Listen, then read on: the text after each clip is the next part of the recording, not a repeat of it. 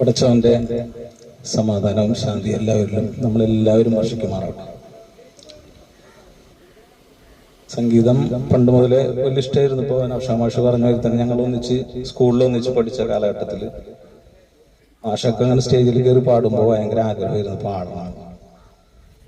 പക്ഷേ ഭയങ്കര ഭയമായിരുന്നു പാടാൻ, സ്റ്റേജിൽ കയറി പാടാൻ ഭയങ്കര പേടിയായിരുന്നു. പിന്നെ ആരും പ്രോത്സാഹിപ്പിച്ചിരുന്നില്ല ആ സമയത്ത്.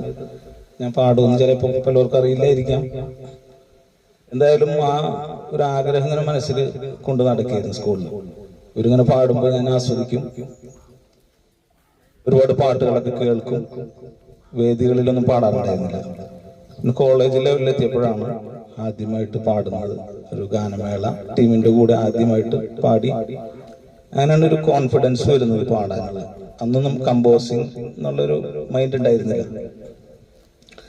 പിന്നീട് അതിന്റെ ഒരു ബാലപാഠം പഠിക്കണം എന്നുള്ള ആഗ്രഹത്തിൽ കുറച്ചു നാൾ പഠിക്കാൻ വേണ്ടി പോയി. വളരെ കുറച്ചു നാൾ, പറയത്തക്ക ഇതൊന്നും പറയാൻ പറ്റില്ല, എങ്കിലും അതിന്റെ ഒരു സ്വരസ്ഥാനമൊക്കെ മനസ്സിലാക്കാൻ വേണ്ടി ബേസിക് പഠിക്കാൻ വേണ്ടി കുറച്ചു നാൾ പോയി. അതിനുശേഷമാണ് കോളേജിൽ പഠിക്കുമ്പോൾ തന്നെയാണ് ഈ കമ്പോസിംഗ് ഒക്കെ ആരംഭിക്കുന്നത്. ഈ നീലരാവിൻ ജാലകപ്പാളികൾ നിങ്ങൾക്ക് ചിലപ്പോൾ കേട്ടിട്ടുണ്ടാവും. അല്ലെങ്കിൽ സ്കൂൾ കുട്ടികൾ, കോളേജ് കുട്ടികളൊക്കെ 2000-ലാണ് ഞാൻ കോളേജ് ജീവിതം അവസാനിപ്പിച്ചു പോരുന്നത്. ഏകദേശം 1999 ആയിരിക്കും മിക്കവാറും ഞാൻ അത് കമ്പോസ് ചെയ്തിട്ടുണ്ടാവാം. ജയചന്ദ്രനാണ് അത് പാടിയത് ആ കാലഘട്ടത്തിൽ, 2000-ല്. നിങ്ങൾ കേട്ട് കാണും, ചിലപ്പോൾ യൂട്യൂബിലൊക്കെ അടിച്ചാൽ വരും. പലരും പറഞ്ഞിട്ടാണ് യൂട്യൂബിലൊക്കെ വന്നിട്ടുണ്ടെന്ന് ഞാൻ തന്നെ അറിയുന്നത്. ഈ പാട്ടുമായിട്ടൊക്കെ പിന്നെ കുറെ നാൾ ബന്ധങ്ങളൊക്കെ ഞാൻ ഒഴിവായിരുന്നു. എന്നാലും മ്യൂസിക് കേൾക്കും. അങ്ങനെ മ്യൂസിക്കിനെ പാടെ ഉപേക്ഷിച്ചതല്ല, അങ്ങനെയൊക്കെ വരാൻ ചില സാഹചര്യങ്ങൾ ഉണ്ടായി എന്നുള്ളതാണ്. പിന്നെ അങ്ങനെ കമ്പോസ് ചെയ്തുകൊണ്ടിരിക്കില്ല. എനിക്ക് കോളേജ് ജീവിതം കഴിഞ്ഞപ്പോൾ പിന്നെ ഈ സൗണ്ട് റെക്കോർഡിംഗ്, സൗണ്ട് എഞ്ചിനീയർ ആവണം എന്നൊരു വലിയൊരു ആഗ്രഹം ഉണ്ടായിരുന്നു. അങ്ങനെ ഞാൻ സൗണ്ട് എഞ്ചിനീയറിംഗ് പഠിക്കാൻ വേണ്ടി സ്റ്റുഡിയോയിൽ, അന്ന് നടൻ ശ്രീരാമന്റെ സ്റ്റുഡിയോ ഉണ്ടായിരുന്നു തൃശ്ശൂര്. ഞാൻ അവിടെ സ്റ്റുഡിയോയിൽ പോവുകയാണ്. സ്റ്റുഡിയോയിൽ പോയി ഇന്റർവ്യൂ നടത്തി. അപ്പൊ അവിടുത്തെ സൗണ്ട് റെക്കോർഡിസ്റ്റ് ഏകദേശം വേറൊരു സ്റ്റുഡിയോയിലേക്ക് പോകാനുള്ള ഒരു അവസരത്തിൽ നിൽക്കുകയായിരുന്നു. അപ്പൊ ശരിക്കും പറഞ്ഞാൽ നല്ലൊരു ചാൻസ് അവിടെ കിട്ടി എനിക്ക്, ഒരു അസിസ്റ്റന്റ് ആയിട്ട് കയറാനായിട്ട്. അങ്ങനെ അവിടെ കയറി. ആ സമയത്തൊക്കെ വലിയൊരു ഭയമായിരുന്നു. കാരണം എന്ന് വെച്ച് കഴിഞ്ഞാൽ സൗണ്ട് റെക്കോർഡിസ്റ്റ് ഒക്കെ എന്ന് പറഞ്ഞു കഴിഞ്ഞാൽ വലിയ കോഴ്സൊക്കെ ചെയ്ത് നല്ല എക്സ്പീരിയൻസ് ഉള്ള ആളുകൾക്ക് മാത്രമേ സൗണ്ട് റെക്കോർഡിസ്റ്റ് ആയിട്ട് ചെയ്യാൻ പറ്റുള്ളൂ. കാരണം ഫിലിം, സീരിയല്, അല്ലെങ്കിൽ അതേപോലെ സോങ്ങുകൾ, ഇതൊക്കെ കൈകാര്യം ചെയ്യണം എന്നുള്ളതിന്റെ ഓഡിയോ. അപ്പൊ അങ്ങനെ അവിടെ പിന്നെ അദ്ദേഹത്തിന്റെ കീഴിൽ പ്രാക്ടീസ് ചെയ്യുകയും ഒരു 1-2 മാസത്തിനുള്ളിൽ അദ്ദേഹം വേറെ സ്റ്റുഡിയോയിലേക്ക് പോവുകയും ചെയ്യുന്നുള്ളതാണ്. ഒരാൾക്കും അങ്ങനെ ഒരു സംഭവം ഉണ്ടാവില്ല. കാരണം ഒരു നല്ല റെക്കോർഡിസ്റ്റ് അല്ലാത്ത ഒരാളും സ്റ്റുഡിയോയിൽ സൗണ്ട് റെക്കോർഡിസ്റ്റ് ആയിട്ട് വെക്കൂല. പക്ഷെ എന്തുകൊണ്ടോ ഈ അവിടുത്തെ മെയിൻ റെക്കോർഡിസ്റ്റ് 2 മാസം കൊണ്ട് പോകുമ്പോ പിന്നെ വല്ലാത്തൊരു അവസ്ഥയിലെ. കാരണം ഞാനിത് വർക്കുകളൊക്കെ അന്ന് പ്രിയാനന്ദനൻ, അതേപോലെ തന്നെ ലോഹിതദാസ്, അവരൊക്കെ മറ്റേ മോഹൻ സിത്താര, ഇവരൊക്കെ വരുന്ന സമയമായിരുന്നു. നല്ല തിളങ്ങി നിൽക്കുന്ന സമയമായിരുന്നു. ആ സമയത്ത് സൗണ്ട് റെക്കോർഡിസ്റ്റ് ആയിട്ട് ഞാൻ അവിടെ ഉണ്ടാകാന്ന് പറഞ്ഞു ഇങ്ങനെ ആലോചിച്ച് നോക്കി. പിന്നെ പരിമിതികൾ, എന്റെ കൈ ചെറുപ്പത്തിലെ പോളിയോ ബാധിച്ചിട്ട് തളർന്ന ഒരു കൈ എനിക്ക് പൊക്കാൻ കഴിയില്ല. അപ്പൊ ഒരു കൈ കൊണ്ട് ഒരു സൗണ്ട് റെക്കോർഡിസ്റ്റ് ആവാന്ന് പറഞ്ഞ ലോകത്തിൽ തന്നെ എനിക്ക് തോന്നുന്നു വലിയൊരു അത്ഭുതമാവാൻ സാധ്യതയുണ്ട്. അപ്പൊ എങ്കിലും ഞാൻ അതൊന്നും ഒരു കുറവായി കാണാതെ നന്നായിട്ട് പാതിരാത്രികളിലൊക്കെ ഇരുന്നിട്ട് അതിന്റെ കോഡ് വയറുകൾ, അന്ന് ഈ കേബിളുകളെ കുറിച്ചൊക്കെ പഠിക്കണമെങ്കിൽ തന്നെ വലിയ പാടാണ്. അപ്പൊ എല്ലാവരും ഉറങ്ങിക്കഴിയുമ്പോൾ ഞാൻ സ്റ്റുഡിയോയുടെ അകത്ത് കയറി ഈ കേബിൾ എവിടെയാണ് കുത്തിയേക്കുന്നത്, ഇവിടെ നിന്ന് എവിടേക്കാണ് അടുത്ത കേബിൾ പോകുന്നത്, ഇങ്ങനെ തുടങ്ങി ഒരുപാട് ഞാൻ വരച്ചുണ്ടാക്കി. നോട്ട്ബുക്ക് കൊണ്ടുപോയിട്ട്, ഡയറി കൊണ്ടുപോയിട്ട് അതിൽ വരച്ചുണ്ടാക്കി മനസ്സിലാക്കി. പിന്നെ അതിൽ തന്നെ TV ഉണ്ടാവും. നമ്മള് ഡബിങ് ആർട്ടിസ്റ്റുകൾ വരുമ്പോൾ നമ്മൾ ഇത് കൺസോളില് TV ഉണ്ടാവും. TVയുടെ കേബിള് തന്നെ ഒരുപാട് സ്ഥലത്തേക്ക് പോകണം. അങ്ങനെയുള്ളതിനെ കുറിച്ച് ഏകദേശം മനസ്സിലാക്കി വലിയ ധൈര്യത്തില് അങ്ങനെ അങ്ങോട്ട് വർക്ക് ചെയ്തു. മ്യൂസിക്കുമായിട്ട് ചെറിയൊരു ബന്ധം ഉണ്ടായിരുന്നത് കൊണ്ട് ഓരോ വർക്കുകൾക്കും എൻ്റെ മ്യൂസിക് സെൻസ് ഞാൻ ഉപയോഗിച്ചു. അപ്പൊ അതുകൊണ്ട് അവിടെ വരുന്ന വർക്കേഴ്സിന് ഭയങ്കര താല്പര്യമായിരുന്നു നമ്മുടെ അടുത്ത് വരാൻ. കാരണം എന്ന് വെച്ച് കഴിഞ്ഞാല് ഒരു വർക്ക് ഇപ്പൊ ഈ ഡയറക്ടർക്ക്, ഫിലിം ഡയറക്ടർക്കോ സീരിയൽ ഡയറക്ടർക്കോ മ്യൂസിക് സെൻസ് ഉണ്ടായിക്കൊള്ളണമെന്നില്ല. അപ്പൊ ഇവരൊരു സാധനം ചെയ്തിട്ട് നമ്മുടെ തന്നാൽ നമ്മുടെ കയ്യിലാണ് പിന്നെ സാധനം. അതിന്റെ ഓഡിയോ വർക്ക് കംപ്ലീറ്റ് നല്ല ഭംഗിക്ക് ചെയ്തു കൊടുക്കുമ്പോ അവർക്ക് പിന്നെ ഭയങ്കര ഒരു താല്പര്യമാണ്. നമ്മുടെ അടുത്ത് വന്നാല് പിന്നെ ഒന്നും അറിയണ്ട, അതിന് മ്യൂസിക് വേണ്ടോടത്തൊക്കെ സാധനം കിട്ടുള്ളൂ. അപ്പൊ അങ്ങനെയൊക്കെ ചെയ്ത് ആ ഇടയ്ക്ക് ഒരു അവാർഡൊക്കെ കിട്ടി. പക്ഷെ പുറത്തേക്കൊന്നും എന്റെ നാട്ടിൽ പോലും എനിക്ക് ആളുകൾക്ക് അറിയില്ല, അതൊന്നും ഞാൻ പറഞ്ഞിട്ടില്ല. അങ്ങനെ മ്യൂസിക് ഡയറക്ഷൻ സൗണ്ട് റെക്കോർഡിംഗ് ഫീൽഡിൽ ഒരു അവാർഡ് കിട്ടി എനിക്ക്. ഒരു ബോംബെ ഫെസ്റ്റ് നടന്നിരുന്നു, അതിലേക്ക് കുറെ പ്രോഗ്രാംസുകൾ പോയി. അതിന്റെ ഒരു മെയിൻ വർക്ക് ഞാനാണ് ഓഡിയോ ചെയ്തത്. ബെസ്റ്റ് സൗണ്ട് റെക്കോർഡിസ്റ്റിനുള്ള ഒരു അവാർഡ് എനിക്ക് അതിൽ കിട്ടി. അതൊന്നും ആർക്കും അറിയില്ല. ടിക്കറ്റുള്ള നൗഷാദ് പോലും ചിലപ്പോൾ അറിയാൻ പാടുണ്ടാവില്ല. ഞാൻ ആരോടും പറഞ്ഞിട്ടില്ല. വീട്ടിലുള്ളവർക്ക് പോലും ചിലപ്പോൾ അറിഞ്ഞുള്ളൊന്നുമില്ലായിരുന്നു. അപ്പൊ അങ്ങനത്തെ ഒരു ഈ അവസ്ഥയിലായിരുന്നു. അപ്പൊ അങ്ങനെയൊക്കെ കിട്ടി.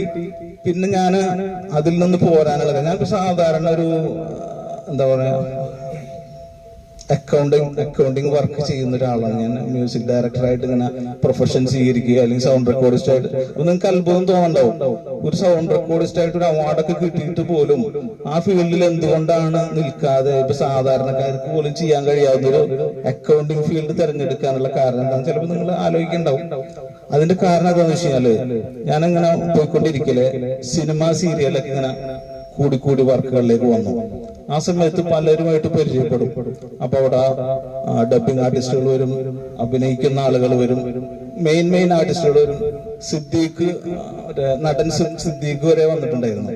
അവരൊക്കെ ഡബ് ചെയ്ത് ഒരു പ്രാവശ്യം സിദ്ദീഖിനായിട്ട് പെട്ടെന്ന് സിദ്ദീഖ് ചൂടായെന്ന് വെച്ചാല് അങ്ങനല്ല, ഞാൻ റെക്കോർഡ് ചെയ്തുകൊണ്ടിരിക്കലേ ഫസ്റ്റ് ടേക്കില് ഞാൻ ഓക്കെ അല്ല എന്ന് പറഞ്ഞു. പുള്ളിനെ സംബന്ധിച്ചത് ഈ മമ്മൂട്ടിയൊക്കെ ഡയലോഗ് പറയണ മാതിരിയാണ്. ഒരൊറ്റ ഡയലോഗ് ഒരു സ്പീഡില് ഒരു വലിയ ലെങ്തില് ഡയലോഗ് അങ്ങോട്ട് അടിച്ചു കഴിഞ്ഞാല് അത് കിടിലൻ സാധനമായിരിക്കും. പുള്ളി പറഞ്ഞത് കിടിലനായിരുന്നു, പക്ഷെ അതിൽ കുറച്ച് സ്ക്രാച്ച് ഒക്കെ വീണതുകൊണ്ട്, ഞാൻ റെക്കോർഡിംഗ് ഭാഷയിൽ പറഞ്ഞാല് സ്ക്രാച്ച് വീണതുകൊണ്ട് ഞാൻ പുള്ളിനോട് പറഞ്ഞു, ചെറിയ സ്ക്രാച്ച് ഉണ്ട്, നമുക്ക് ഒന്നുകൂടെ എടുത്തൂടെ എന്ന് ചോദിച്ചപ്പോ കുട്ടിക്ക് പെട്ടെന്ന് ഇഷ്ടമായില്ല.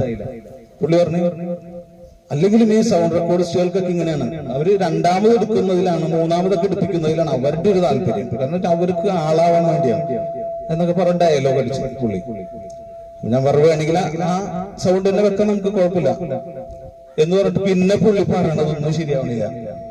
ഈ ഡയലോഗ് തന്നെ വീണ്ടും പറഞ്ഞിട്ട് ഒന്നും ശരിയാവണില്ല. ഞാൻ പറഞ്ഞില്ല, ആദ്യത്തെ തന്നെ വെക്കാം. എന്നിട്ട് പുള്ളിനെ എന്റെ അടുത്തേക്ക് ഈ ഡബിങ് ഷൂട്ടിൽ നിന്ന് എന്റെ അടുത്തേക്ക് വിളിപ്പിച്ചിട്ട് ഞാൻ അത് കേൾപ്പിച്ചു കൊടുത്തു. അപ്പൊ കുറച്ചു നേരം കേട്ട് ശാന്തനായി നിന്നിട്ട്, ശരിയാണ് പറഞ്ഞത്, അത് നമുക്ക് രണ്ടാമത് എടുക്കേണ്ട വോയിസ് തന്നെയാണ്.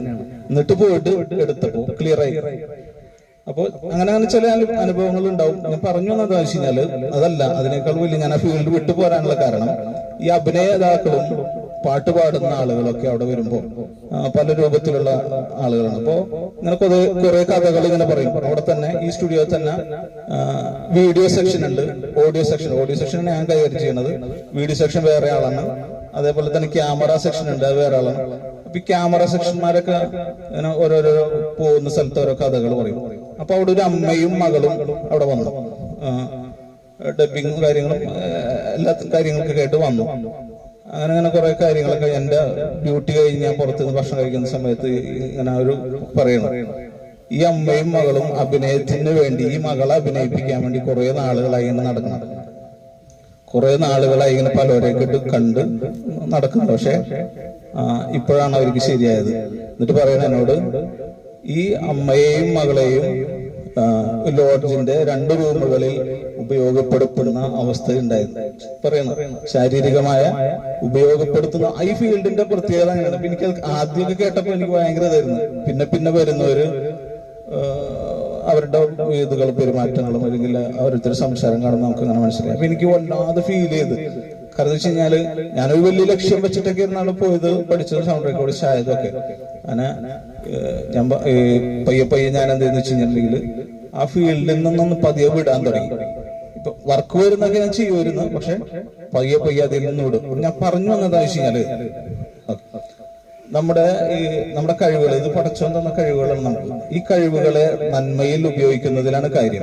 കലാരചനയാവട്ടെ, സാംസ്കാരിക സംഗതികളാവട്ടെ, അല്ലെങ്കിൽ ഏത് കഴിവുമാവട്ടെ, കവിത, അതേപോലെ സാഹിത്യം, സംഗീതം, ഏത് കലയെയും നന്മയിൽ ഉപയോഗിക്കുന്നതിനാണ് കാര്യം. കൂടുതലും നമ്മൾ തിന്മയിൽ ഉപയോഗിക്കുന്നു എന്നതിന്റെ പേരിലാണ് സത്യത്തിൽ ഞാൻ ആ ഫീൽഡ് വിട്ടത്.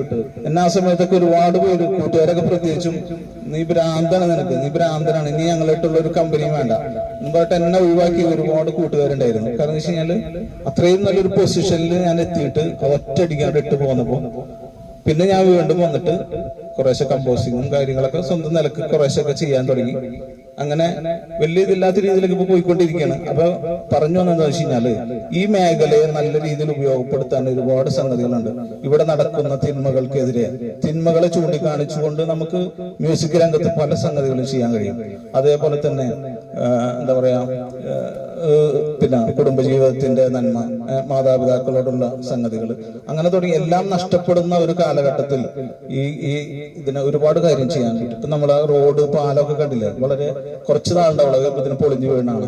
അപ്പൊ അതിനെതിരെയൊക്കെ സംഗീതം ഉപയോഗിച്ച് എന്റെ മനസ്സിൽ ഒരുപാട് ഐഡിയാസ് ഉണ്ട്. ഞാൻ ചിലതൊക്കെ ഇങ്ങനെ വെറുതെ ഇങ്ങനെ ചെയ്തു വെക്കും, പുറത്തേക്ക് ചെയ്യാറില്ല.